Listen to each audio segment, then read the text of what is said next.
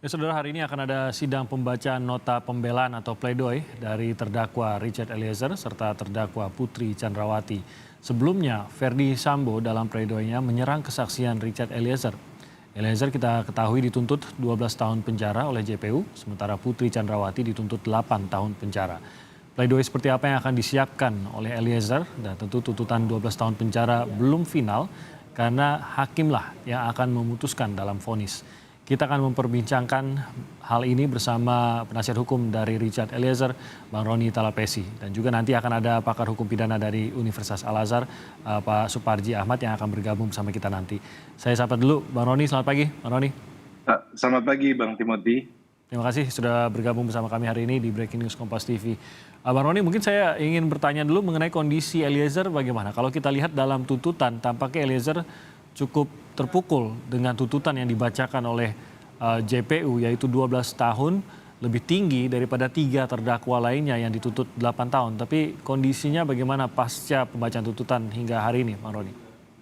Ya, pasca pembacaan tuntutan kami berdiskusi bahwa proses persidangan kan masih berjalan. Kami sampaikan kepada Icat supaya tetap optimis, dan saya lihat juga Icat sampaikan kepada kami juga supaya serahkan semuanya kepada penasihat hukum. Kita berdoa, kita sudah berbuat yang terbaik. Nanti kita serahkan kepada proses persidangan yang masih berjalan ini. Kemudian kan nanti masih ada tahapan. Hari ini adalah pledoi, kemudian apabila jaksa ada replik, nanti kami juga akan ada duplik, kemudian pada putusan majelis hakim. Jadi proses ini masih berjalan. Richard sampaikan supaya kita tetap optimis, berdoa, tetap tenang, bahwa keadilan itu masih ada. Seperti itu Bang Timothy. Masih bersemangatkah Richard untuk, ya karena ini langkah-langkah terakhir, masih ada amunisi kah, masih ada energi untuk terus melanjutkan ya perlawanannya, khususnya pada tuntutan 12 tahun yang sepertinya dirasa tidak banyak hal yang belum dipertimbangkan untuk meringankan atau bahkan membebaskan Richard dari tuntutan ini? Iya Bang Timothy, tentunya Icat sampaikan untuk tetap optimis. Dan juga kami dari tim penasihat hukum menyusun pledoi dengan sedetail mungkin dan seringkas mungkin agar bisa dipahami secara utuh di muka persidangan. Kemudian beberapa fakta-fakta persidangan juga pun kita sampaikan terkait dengan posisi dari Richard Eliezer, juga pun terkait dengan tuntutan jaksa penuntut umum. Kami melihat bahwa tuntutan dari saudara jaksa penuntut umum tidak memenuhi rasa kepastian, keadilan, dan kemanfaatan. Kami melihat seperti itu, bahwa di sini adalah bagaimana rasa keadilan yang tumbuh di tengah masyarakat ya, di dalam kasus Richard Eliezer. Kenapa? Karena Richard Eliezer inilah yang membuka kotak Pandora. Dia sebagai status sebagai justice collaborator, kemudian memberanikan diri untuk membuka kasus ini karena melihat awalnya kasus ini kan tertutup ya, tetapi kalau tidak dibuka ini akan menjadi suatu peristiwa yang membuat banyak rugi dari banyak orang. Kenapa saya sampaikan seperti itu? Karena sudah waktu itu kan kalau kita bilang kalau Richard Eliezer tidak membuka ini, bisa-bisa negara bisa menjadi krisis negara. Kenapa? Karena pada saat itu kan publik mempertanyakan ada apa, sehingga kalau kita lihat bagaimana Polri yang pada saat itu sampai surveinya sampai rendah sekali ya. Yeah. Karena publik tidak mempercayai atas apa yang disampaikan pada saat itu. Jadi ketika situasi seperti itu, kemudian Richard Eliezer dia mau berkata jujur ya. Sebelumnya kan dia masih berbohong, kemudian dia mau berkata jujur.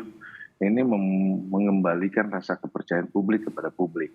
Rasa kepercayaan publik kepada Polri. Mhm. Nah ini yang kita lihat ya, kemudian setelah itu Richard Eliezer konsisten dalam proses penyidikan, kemudian menyampaikan apa yang sebenarnya diikuti oleh alat bukti yang lainnya, kemudian disesuaikan dengan keterangan saksi yang lainnya, sehingga kasus ini menjadi terang dan bisa dilimpahkan ke muka Mmm. persidangan. Mmm.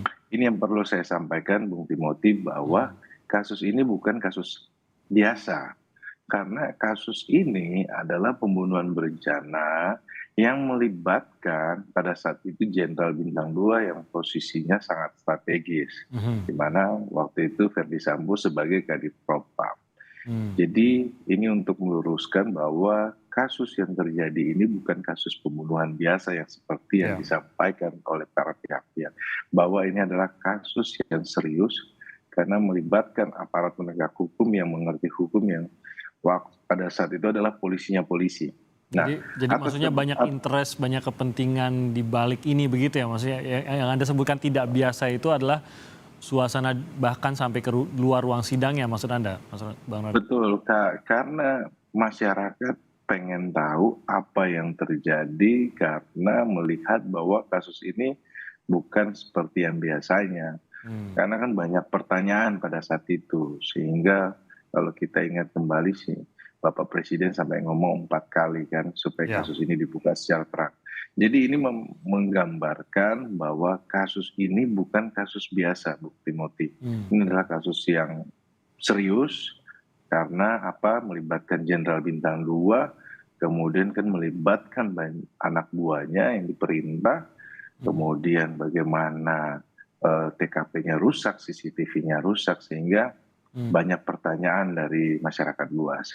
Nah, Oke. pada saat Richard Eliezer mengaku, kemudian dia konsisten, kemudian sampai proses di persidangan, kami melihat bahwa hal ini merupakan proses penegakan hukum yang baik ya. Karena apa?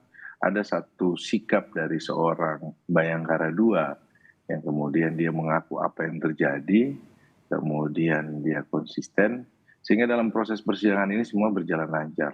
Mhm. Tetapi ketika dihadapkan dengan tuntutan, tentunya ini kan terkait dengan rasa keadilan, Bung Timothy. Iya. Di mana rasa keadilan ini ketika terdakwa yang lainnya dituntut lebih rendah dari Richard Eliezer.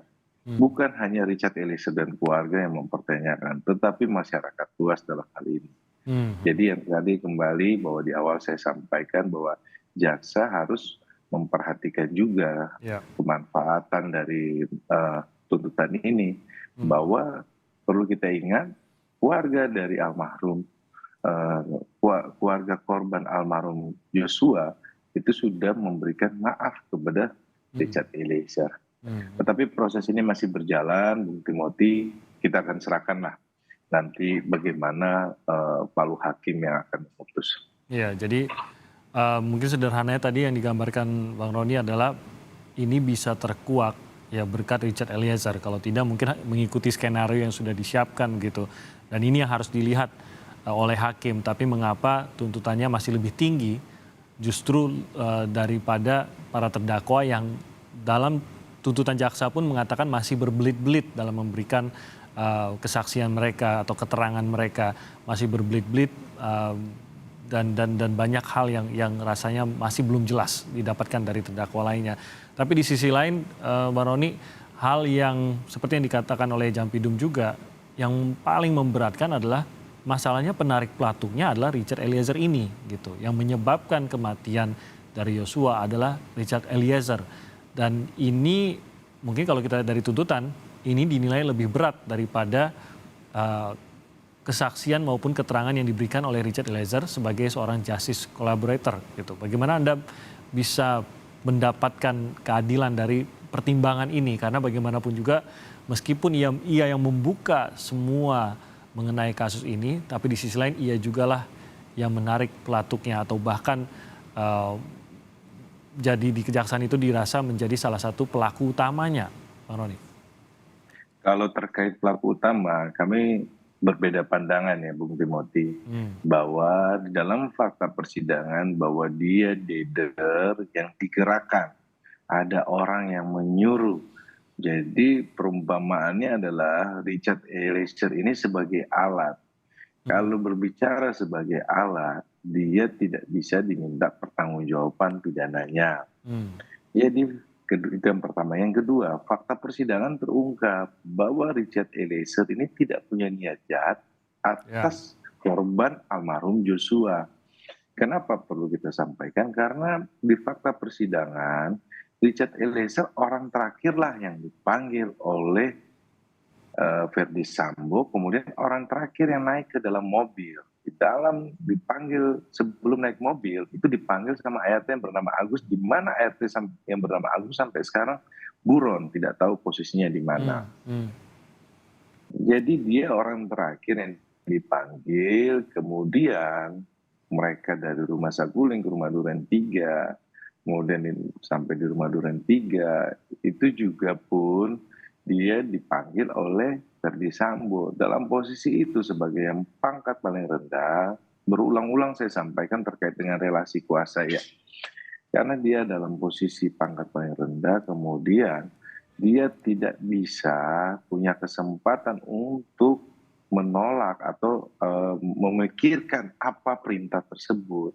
Karena dia itu dilatih sebagai seorang prajurit yang selalu taat dan harus taat dan menaati perintah. Mmm. Nah, jadi pertanyaannya kepada publik kan, karena itu kan perintah yang salah. Nah, Ya. itu perlu kita lihat juga dari aspek psikologi dari Richard Eliezer. Itu sudah kita uji bersama di muka persidangan. Mmm. Jadi hal itu seharusnya tidak bisa sesederhana itu gitu ya, Bang Rony. Karena betul bahwa yang sekarang yang diperdebatkan adalah kenapa tidak menolak gitu. Karena kalau kita mau merujuk pada pasalnya memang itu harus perintah yang diberikan oleh atasan dan masih terkait dengan mungkin tugasnya atau masih di ranahnya, atau paling tidak orang yang diberi perintah tersebut tetap bisa mengutamakan ya hukum utamanya dan mengetahui yang mana perintah yang melanggar dan mana perintah yang sesuai dengan memang tugasnya begitu. Dalam hal ini kan itu yang menjadi pertanyaan bagi Eliezer. Kenapa kok diminta untuk tembak orang kok mau? Nah, mungkin Anda bisa menggambarkan apa yang berlangsung atau mungkin Eliezer pernah menceritakan apa yang ia pikirkan saat menerima perintah untuk menembak itu, atau bahkan sempatkah ia berpikir sebelum menembak? Iya, jadi Bung Timothy bahwa posisinya waktu itu sangat sulit buat Richard Eliezer. Jadi kalau disampaikan bahwa dia bisa berpikir, dia bisa nembak milih kaki atau apa, sudah tidak bisa Bung Timothy. Hmm. Nah, terkait dengan situasi yang ada, tentunya kan yang disampaikan bahwa kalau Richard Eliezer, dia kan bisa menolak perintah itu kan ada terkait dengan surat edaran Kapolri. Mhm. Tapi di dalam surat edaran Kapolri itu, kalau tidak salah Bung Timothy, kalau ada perintah yang salah, dia harus melaporkan satu tingkat di atas dari orang yang memberikan perintah. Hmm. Sedangkan pada saat itu adalah yang memberikan perintah itu Kadif Propam. Kalau Kadif Propam itu kan satu tingkat di atasnya adalah Kapolri. Hmm. Gitu loh. Jadi dia mau melapor kepada siapa, dan situasinya waktu itu kan sudah tergambarkan di muka persidangan, Verdi Sambo dalam posisi marah, menangis, kemudian sampaikan percuma saya punya pangkat seperti ini. Jadi hal-hal seperti itu kan tidak bisa yang kalau kita sampaikan sesimpel itu ya, Bung Timothy. Dan juga terkait dengan perintah yang salah, perintah jabatan ini sudah bahwa kita menggunakan KUHP. KUHP itu untuk sipil. Tetapi kalau terkait dengan perintah jabatan di dalam keadaan perang itu untuk militer. Sedangkan KUHP ini berlaku untuk sipil dan kalau kepolisian menggunakan KUHP. Jadi hal-hal seperti itu menurut kami bahwa nanti kita akan sampaikan di muka persidangan sebentar dalam pledoi. Oke, kita akan jeda sebentar, Bang Rony. Kita akan kembali ke Anda sesaat lagi. Tetap bersama kami di Breaking News Kompas TV.